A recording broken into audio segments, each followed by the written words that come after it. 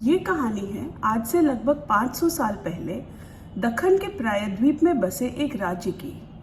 यह वो वक्त है जब बाबर हिंदुस्तान नहीं आया था और उसने अभी हिंदुस्तान में मुगल साम्राज्य की नींव नहीं डाली थी। अलाउद्दीन खिलजी और मोहम्मद बिन तुगलक दिल्ली पर राज कर चुके थे, एक मजबूत सल्तनत कायम कर चुके थे। आपने पहले पढ़ा होगा कि इन सुल्तानों ने दक्कन में अनेक सूबेदार तैनात किए थे जिनका काम था स्थानीय प्रशासन की देखरेख करना, किलों की सुरक्षा करना और घुड़सवारों तथा पैदल सिपाहियों की फौज तैयार रखना, जो फौज दिल्ली के सुल्तान की तरफ से लड़ सके। जब दिल्ली के सुल्तान बहुत ताकतवर नहीं रहे, तब इन सूबेदारों के ऊपर उनका दबदबा भी कमजोर पड़ने लगा। ये सूबेदार इतने आजाद हो गए थे कि वे अपने आप को सुल्तान कहने लगे थे। अपने अपने सूबे को बढ़ाने के लिए वे आपस में युद्ध भी करते थे। इनमें से कई रियासतें बहुत ताकतवर हो गई थी। गुलबर्गा के बहमनी सुल्तान, बीजापुर, अहमदनगर, बीदर, बेरार और गोलकुंडा के सुल्तान और कलिंग, जो आज का दक्षिण उड़ीसा है, वहां के गजपति राजा, ये सब राज्य ताकतवर हो गए थे। ऐसे माहौल में कृष्णा और तुंगभद्रा नदियों के बीच एक मजबूत और महत्वपूर्ण राज्य उभर कर सामने आया, जिसका नाम था विजयनगर।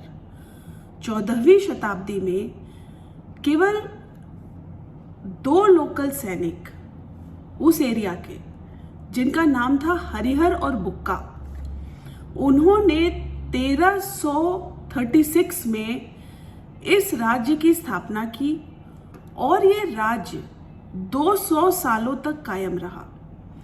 4 अलग अलग वंशों ने यहाँ राज किया: संगम, सुलुवा, तुलुवा और अराविद। इस राज्य का स्वर्णिम युग आया 16वीं शताब्दी के आरंभ में, जब 20 सालों के लिए यहाँ कृष्णदेव राय, जो तुलु वंश के थे, उन्होंने यहाँ पर राज किया। 1529 में उनकी मृत्यु के बाद इस राज्य का पतन शुरू हो गया। 5 राज्यों के सुल्तान ने मिलकर विजयनगर पर हमला कर दिया और एक महान त्रासदी में इस शहर को लूट लिया, जला दिया और इस राज्य को बर्बाद कर दिया। लेकिन आज भी विजयनगर के अवशेष, उसके खंडहर खड़े हैं। हम्पी नामक जगह में खड़े हैं। हम्पी इस स्थान का नाम पड़ा पंपा नदी के नाम पर, जो यहाँ बहती है और देवी के रूप में जिसकी पूजा आज भी यहाँ की जाती है। इन अवशेषों में हमें मिलते हैं विशाल मंदिर, शानदार महल, बड़े चबूतरे, पुराने बाजार और शिल्प कला के नायाब नमूने। ये सब हमें मिलते हैं हम्पी की सुंदर घाटी में, ऐसी घाटी जो ग्रेनाइट के पहाड़ों से घिरी हुई है। विजयनगर साम्राज्य की स्थापना होने के पहले कई महान राज्य आ और जा चुके थे, जैसे चोला, पल्लवा, होयसला, और इन साम्राज्यों से जो कला और स्थापत्य के बारे में जानकारी मिलनी थी, विजयनगर साम्राज्य ने इन राज्यों से बहुत कुछ सीखा और कई मायनों में उनसे भी आगे निकला। कन्नड़, तेलुगु और संस्कृत साहित्य यहाँ फला फूला। अनाज, मसाले, कपड़े, घोड़े और हीरे जवाहरात का यहाँ खूब व्यापार हुआ। नृत्य, संगीत, चित्रकारी, यह सभी कलाएं फली फूली। ये सब होने के लिए दक्कन में शांति आवश्यक थी। ये शांति कैसे स्थापित की गई? सैन्य शक्ति के बल पर? हाँ, लेकिन साथ ही व्यापारिक संबंधों के बल पर और राजनयिक संबंधों के बल पर भी। कृष्णदेव राय ने कभी युद्ध जीतकर, कभी मित्रता करके, कभी विवाह करके, कभी व्यापार करके दक्कन के राज्यों के बीच में शांति कायम रखी। उनकी मृत्यु के बाद उनके वंशज ये शांति कायम नहीं रख सके। उन्होंने दूसरे राज्यों को एक दूसरे से लड़ाने की कोशिश की और ये उन पर ही उल्टा पड़ गया। आज के इस पाठ में हम विजयनगर साम्राज्य के बारे में 10 महत्वपूर्ण बातें जानेंगे। ये 10 बातें क्या हैं? पहली बात, हम्पी के बारे में हमें कैसे पता चलता है। दूसरी बात, हम्पी यह स्थान विजयनगर की राजधानी के लिए क्यों चुना गया। तीसरा, शांति की स्थापना किस तरह की गई। चौथा, राज्य का प्रशासन कैसे चलता था। पांचवा, नगर की किलेबंदी और सुरक्षा किस तरह की गई। छठा, नगर में पानी की व्यवस्था कैसे की गई।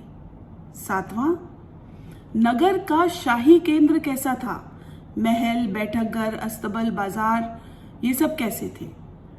आठवां, हम्पी के अनोखे मंदिर। नौवां, यहाँ पे पाई गई शिल्प कला की क्या विशेषताएं थी। और 10वां, इस साम्राज्य का अंत कैसे हुआ। तो आओ हम एक एक करके इन 10 सवालों के बारे में जानें। हम विजयनगर साम्राज्य के बारे में कैसे जानते हैं? विजयनगर के बारे में जानने के लिए हमारे पास 5 मुख्य स्रोत हैं। पहला, अंग्रेजी ईस्ट इंडिया कंपनी का एक इंजीनियर था कॉलिन मैकेंजी। वो नक्शे भी बनाता था और आगे जाकर वो सर्वेयर जनरल ऑफ इंडिया भी बना। कॉलिन मैकेंजी ने हम्पी शहर की खोज की। उसने शहर के नक्शे बनाने शुरू किए, सभी इमारतों और खंडहरों की फोटो खिंचवाई, खुदाइयां करवाई। आज भी हम्पी में आर्कियोलॉजिकल सर्वे ऑफ इंडिया की रिसर्च चल रही है। दूसरा स्रोत, दीवारों पर की गई नक्काशियां और लिखावट, इनसे हमें बहुत जानकारी मिलती है। तीसरा, विजयनगर साम्राज्य के दिनों में लिखे गए ग्रंथ, लेख और दस्तावेज वो हमें मिले हैं। चौथा, हम्पी के पुराने मंदिरों के पुजारियों ने बहुत सी बातें कॉलिन मैकेंजी और उनके साथियों को बताई। ये बातें उन्होंने अपने पूर्वजों से सुनी थी और ये कहानियां पीढ़ियों दर पीढ़ियों आगे चलती आई। इससे भी काफी जानकारी मिली। पांचवा, कुछ विदेशी यात्री विजयनगर साम्राज्य की यात्रा करने आए थे। उन्होंने अपनी यात्रा में जो देखा उसके बारे में बहुत विस्तार से लिखा। फारस के राजदूत अब्दुल रजाक, पुर्तगाली यात्री डोमिंगो पेज और विजयनगर के बारे में और भी कई यात्रियों ने अपने लेख में उस समय के बारे में बहुत कुछ बताया है। तो इन 5 स्रोतों से हमें विजयनगर साम्राज्य के बारे में जानकारी मिलती है। दूसरा पाठ, हम्पी को विजयनगर की राजधानी के लिए क्यों चुना गया। हम्पी सदियों से एक पावन और पूजनीय स्थान रहा है। इसके आसपास की पहाड़ियों में पहले से ही अनेक जैन मंदिर बसे हुए थे। हिंदू धर्म में मानते हैं कि विरूपाक्ष शंकर भगवान का रूप है। उन्होंने पंपा देवी से विवाह किया जो पार्वती का रूप है। पंपा नदी हम्पी के पास बहती है और यहाँ उनकी पूजा की जाती है। हनुमान जी का जन्म स्थान भी यही किष्किंधा की पहाड़ियों में है। इसलिए धार्मिक दृष्टि से हम्पी एक महत्वपूर्ण स्थान था। जैसे कि आप जानते हैं, उस समय की प्रथा के अनुसार जो मंदिर होता था वो एक तरह से पूरे नगर का केंद्र होता था। आर्थिक केंद्र, सामाजिक केंद्र, सांस्कृतिक केंद्र और राजनीतिक शक्ति का भी केंद्र बन जाता था। विरूपाक्ष मंदिर के होने की वजह से हम्पी का बहुत महत्व था। हम्पी एक नदी के पास बसा हुआ शहर है। पास के ग्रेनाइट के पर्वतों से कई छोटी छोटी नदियां बहकर नीचे आती थी और पहाड़ों से घिरे होने की वजह से नगर को सुरक्षा भी मिलती थी। नदियों के बीच होने की वजह से जमीन उपजाऊ थी। इन सब वजहों से हम्पी विजयनगर साम्राज्य के लिए, उसकी राजधानी के लिए एक उचित स्थान चुना गया था। तीसरा सवाल, दक्कन में शांति की स्थापना कैसे की गई? दरअसल युद्ध और व्यापार के बीच एक गहरा रिश्ता होता है। सेना को घोड़ों की जरूरत होती है। अरब से व्यापारी घोड़े लेकर आते थे और विजयनगर के घोड़े के व्यापारियों को बेचते थे। इन व्यापारियों को कुदिराई चेट्टी कहते थे। वो कुदिराई चेट्टी उन घोड़ों को आगे या तो लोकल मार्केट में या राजा की सेना को बेच देते थे। जो इन व्यापारियों के बीच की रिलेशनशिप थी, अरब व्यापारी और विजयनगर के व्यापारी, ये रिलेशनशिप, ये संबंध बड़ा महत्वपूर्ण था और व्यापारी हमेशा चाहते थे कि शांति बनी रहे ताकि उनका व्यापार चलता रहे। ये व्यापारी सिर्फ घोड़ों का ही नहीं, रेशम, मसालों, हीरे जवाहरात का भी व्यापार करते थे। मालाबार तट पर, जो अब दक्षिण कर्नाटक और उत्तर केरल में आता है, वहां पुर्तगालियों ने अपना एक सैनिक अड्डा बना लिया था। वो लोग भी विजयनगर के साथ रेशम, मसालों और जवाहरात का व्यापार करते थे। बदले में विजयनगर के शासकों को पुर्तगालियों से एक बहुत महत्वपूर्ण वस्तु मिली। वो क्या थी? बंदूकें। पुर्तगाली हिंदुस्तान में बंदूकें लेके आए और उन्होंने विजयनगर की सेना को बंदूकों की सप्लाई की। बंदूकों की मदद से ही विजयनगर की सेना ने कई युद्ध जीते थे। 16वीं शताब्दी में दक्कन में महीनों सालों चलने वाले युद्ध, लंबे लंबे युद्ध नहीं होते थे।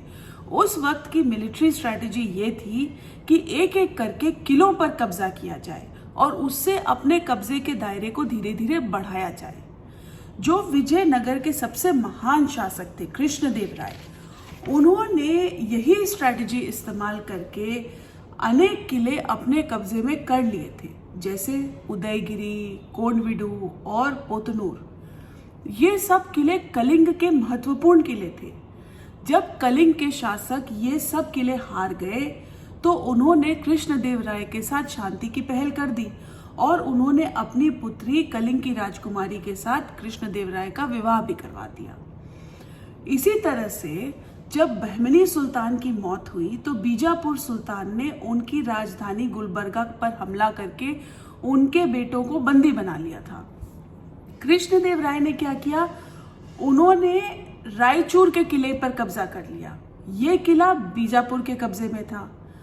फिर विजयी सेना के साथ उन्होंने गुलबर्गा में प्रवेश किया और उन्होंने बंदी राजकुमारों को आजाद करवाया और सबसे जो बड़ा लड़का था उसको सुल्तान बना दिया। ये होने से गुलबर्गा और बाकी सल्तनतों के साथ कृष्णदेव राय के संबंध मित्रतापूर्ण और शांतिपूर्ण बन गए। तो इस तरह से युद्ध कौशल, व्यापार और कुशल कूटनीति का प्रयोग करके कृष्णदेव राय ने विजयनगर को दसियों साल तक शांतिपूर्ण रखा, जिससे यहाँ कला, व्यापार, साहित्य और स्थापत्य खूब फले फूले। चौथा सवाल, विजयनगर साम्राज्य का प्रशासन कैसे चलता था? विजयनगर का प्रशासन अमर नायक प्रणाली से किया गया था। ये प्रणाली कुछ दिल्ली सल्तनत की प्रशासन प्रणाली से प्रेरित थी। अमर नायक कौन होते थे? वो सैनिक कमांडर थे जिनको विजयनगर के राया की तरफ से इलाके दिए जाते थे। उनको ये हक था कि वो उस इलाके के किसानों, व्यापारियों और शिल्पकारों से कर वसूल करें, टैक्स वसूल करें। ये कर वो 3 तरह से इस्तेमाल करते थे। पहला, अपने खुद के शानो शौकत, अपने खुद के इस्तेमाल के लिए। दूसरा, इसमें से वो विजयनगर के राय को भेंट और उपहार देते थे। और तीसरा, हमेशा घोड़ों, हाथी और पैदल सैनिकों की टुकड़ियां तैयार रखते थे जिनको विजयनगर की सेना की तरफ से युद्ध करना होता था। समय समय पर ये नायक कभी कभी बगावत भी कर देते थे। इन पर अपना नियंत्रण बनाए रखने के लिए कभी उन्हें युद्ध से भी दबाना पड़ता था, उनका एक किले से दूसरे किले ट्रांसफर भी कर दिया जाता था। तो इस तरह से इन अमर नायकों की मदद से विजयनगर का प्रशासन चलता था। अब 5वां सवाल, शहर की किलेबंदी और सुरक्षा किस तरह की गई थी? हम्पी नगर को, पूरे नगर को 3 दीवारों में किलेबंद किया गया था। जो सबसे बाहर वाली दीवार थी उसके अंदर खेती की जमीन थी, जिससे कि जब युद्ध हो तो शहर के लोग अनाज को न तरस जाएं। दूसरी दीवार के अंदर आम लोगों के घर थे और तीसरी और सबसे अंदर वाली दीवार के अंदर शहर का शाही केंद्र था, जिसमें राजा और उनका परिवार भी रहता था और जिसमें महत्वपूर्ण महल, कार्यालय, सभागार और दूसरे सामाजिक स्थल थे। 6ठा सवाल, नगर में पानी की व्यवस्था किस तरह की गई? हम्पी का जो नगर है वो तुंगभद्रा नदी की बेसिन में बसा हुआ है। ये शहर ग्रेनाइट की ऊंची पहाड़ियों से घिरा हुआ है। इन पहाड़ियों से बहकर कई छोटी छोटी नदियां नीचे आकर तुंगभद्रा में मिल जाती हैं। इन छोटी नदियों पर बांध बनाकर इनके पानी को इकट्ठा किया जाता था। बारिश के पानी को बड़े कुंडों में इकट्ठा किया जाता था, जिसको आज रेन वाटर हार्वेस्टिंग के नाम से जाना जाता है। इनमें से सबसे बड़े टैंक का नाम है कमलपुरम टैंक, जिससे शहर के अनेक हिस्सों में पानी की सप्लाई होती थी। ये सप्लाई नहरों के द्वारा की जाती थी, कैनाल्स, जिनमें से हिरिया नहर सबसे प्रमुख है। 7वां सवाल, नगर का शाही केंद्र कैसा था? हम 5 महत्वपूर्ण इमारतों के बारे में आपको बताते हैं जो हम्पी के शाही केंद्र में पाई गई हैं। इनमें से कई इमारतों के सिर्फ पत्थर के खंडहर बचे हैं। पूरी इमारत जो शायद लकड़ी की हो वो अब मौजूद नहीं है, इसलिए हम ठीक तरह से जान नहीं पाते कि इनमें से हर एक इमारत का क्या इस्तेमाल था। हम सिर्फ अंदाज लगा सकते हैं। पहली, शाही महल में एक बहुत बड़ा हॉल मिला है। इसमें एक बड़ा प्लेटफॉर्म है जिस पर थोड़ी थोड़ी दूर पर खंबे खड़े हैं और एक सीढ़ी भी मिलती है, जिससे लगता है कि शायद इसके ऊपर भी एक फ्लोर हो। ऐसा लगता है कि शायद यहाँ पर राजा लोगों से मिलते थे। दूसरी इमारत, इसको एक महानवमी डिब्बा ऐसा कहा जाता है। ये एक 11,000 स्क्वायर फीट का बहुत बड़ा चबूतरा है जो 40 फीट ऊंचा है। इस प्लेटफॉर्म के जो साइड हैं, साइड में पूरी नक्काशी की हुई है, जिसमें राजा की सवारी निकलते हुए दिखाई गई है। घोड़े, हाथी और रथ, सिपाही, कुश्ती के दृश्य, नर्तकियां, ये सब दिखाया गया है। संभव है कि इस जगह का प्रयोग महानवमी या दशहरे के जलसे के लिए किया जाता हो। जैसा आप जानते हैं, सितंबर अक्टूबर में फसल बिल्कुल कटाई पर होती है, उस समय नवरात्रे मनाए जाते हैं। उसी महानवमी या दशहरे का जलसा शायद यहाँ मनाया जाता था। पक्का नहीं कह सकते, लेकिन ऐसा अंदाज है। तीसरी इमारत हमें मिलती है कमल महल। ये एक बड़ा सुंदर महल है जिसके 9 टावर हैं जिसके अंदर, और इसमें बड़े बड़े आर्चेज हैं। आर्चेज मतलब मेहराब। लेकिन ये साफ पता नहीं चला है कि यहाँ कौन रहता था। शायद यहाँ राजा अपने सलाहकारों से मिलते थे। चौथी इमारत जो यहाँ मिली है, इमारत नहीं कह सकते, एक बाजार है जिसमें चौड़ी एक बड़ी सड़क मिली है। इस सड़क के दोनों तरफ बहुत खंबे हैं जिनके नीचे शायद दुकानें लगती थी। 5वीं जो इमारत मिली है, हाथियों को रखने का एक अस्तबल। बहुत ही बड़ा अस्तबल है, बड़ा सुंदर भी है। इसमें हाथियों को बांधने के खूंटे भी मिले हैं। तो ये 5 मुख्य इमारतें हैं जो हमें हम्पी के शाही केंद्र में मिली है। अब अगला सवाल, हम्पी के अनोखे मंदिरों के बारे में। हम्पी में वैसे तो अनेक छोटे छोटे मंदिर थे, लेकिन यहाँ के 3 मुख्य मंदिरों के बारे में आज बात करेंगे जो जगत प्रसिद्ध है। पहला, विरूपाक्ष मंदिर। ये शिव शंकर का मंदिर है। यह एक प्राचीन मंदिर है जो तब भी मौजूद था जिस समय विजयनगर राज्य की स्थापना हुई थी। अनेक राजाओं ने समय समय पर इस मंदिर को बढ़ाया और इसको इस कदर विशाल बनाया। इस मंदिर की मुख्य विशेषता है इसके ऊंचे द्वार, जिसे गोपुरम कहते हैं, इसके बड़े बड़े हॉल और खंबे वाले गलियारे जो देवस्थल के चारों ओर परिक्रमा करते हैं। दूसरा मंदिर, विट्ठल का मंदिर। ये एक विष्णु मंदिर है। इस मंदिर की एक बड़ी विशेषता है गरुड़ का मंदिर, जो बहुत ही सुंदर एक रथ के आकार में है, जिसके अंदर गरुड़ विराजमान है। ये रथ पूरी दुनिया में हम्पी का प्रतीक है। इसी मंदिर में एक कल्याण मंडप भी है, जो एक बहुत बड़ा हॉल है जिसमें अनेक खंबे हैं। इस हॉल में शादियां होती थी। यहाँ एक रंग मंडप भी है। ये भी एक खंभों वाला हॉल है, जिसकी विशेषता ये है कि खंभों पर आवाज करने से संगीत का स्वर निकलता है। ये मंदिर जो विट्ठल का मंदिर है, ये हम्पी में स्थापत्य कला का सबसे उत्कृष्ट उदाहरण है। तीसरा, हजार राम का मंदिर। इस मंदिर की दीवारों पर रामायण के दृश्य दिखाए गए हैं, लेकिन जो मेन मूर्ति है मंदिर की, जो गर्भगृह के अंदर जो सबसे मुख्य जो मूर्ति होती है, वो गायब है। अब हम 9वें सवाल पर आते हैं कि हम्पी की स्थापत्य कला की क्या खासियत है। तो हम्पी की स्थापत्य कला के बारे में हम 6 पॉइंट याद कर सकते हैं।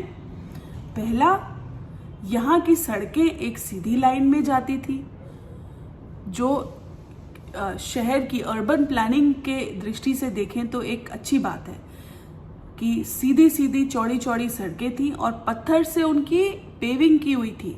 तो एक तरह से सड़कों को पक्का बनाने की कोशिश की गई थी, जिनके ऊपर रथ आसानी से चल सकें। दूसरी बात ये थी कि मुख्य सड़कों के दोनों तरफ खंबे मिलते हैं। इसका मतलब इन खंभों के नीचे दुकानें लगती होंगी। तीसरी बात, जो मंदिर के द्वार थे गोपुरम, वो भी बहुत दूर से नजर आते थे। बड़े ऊंचे ऊंचे मंदिर थे। चौथा, जो किलेबंदी की दीवारें बनाई गई थी, उन दीवारों के दरवाजों में हमें इस्लामिक आर्किटेक्चर की भी झलक मिलती है। पांचवा, मंदिर के जो हॉल्स हैं, उनमें जो हमें खंबे मिलते हैं, उनकी कलाकारी नायाब है। उस कलाकारी में आपको हाथी, घोड़े, फूल, नर्तकियां, देवी देवताएं और अनेक चीजों की इतनी सुंदर कार्विंग दिखती है कि देखते रह जाओ। और छठा, आर्चेस, मेहराब। अनेक जगह, अनेक इमारतों में हमें आर्चेस देखने को मिलते हैं, जो इस्लामिक आर्किटेक्चर की भी एक झलक हमें देता है। और अब हम अंतिम सवाल पर आते हैं इस पाठ के, कि इस साम्राज्य का अंत कैसे हुआ। कृष्णदेव राय एक समझदार राजा थे, जिन्होंने बड़ी सूझबूझ के साथ युद्ध करके, विवाह करके, व्यापार करके, मित्रता करके दक्खन की सभी रियासतों के बीच में शांति कायम रखी थी।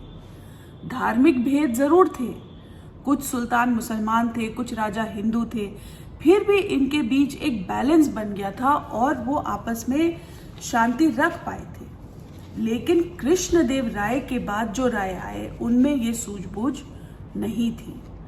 1565 में राम राय नाम का एक प्रधानमंत्री था विजयनगर का, जिसने गंदी राजनीति खेल के दक्खन के एक सल्तनत को दूसरी सल्तनत से लड़ाने की कोशिश करी। ये चाल विजयनगर पर उल्टी पड़ गई। 5 सुल्तानों ने मिलकर विजयनगर पर हमला कर दिया। एक भीषण युद्ध हुआ तलीकोटा में, जिसमें विजयनगर की सेना हार गई और राम राय का सर काट दिया गया। उसके बाद जो पांचों सुल्तानों की विजयी सेना थी उसने मिलकर विजयनगर को लूट लिया, तहस नहस कर दिया, शहर में आग लगा दी, धन संपत्ति खूब लूटी, नागरिकों को मारा, प्रताड़ित किया और एक आलीशान नगर को बिल्कुल धूल में मिला दिया। बाद के राजा तिरुपति के पास जाकर बस गए और धीरे धीरे पूरे साम्राज्य का पतन हो गया। तो ये थी विजयनगर की कहानी। 500 साल पहले का एक आलीशान नगर, जिसके खंडहर आज भी हमें बहुत कुछ बताते हैं।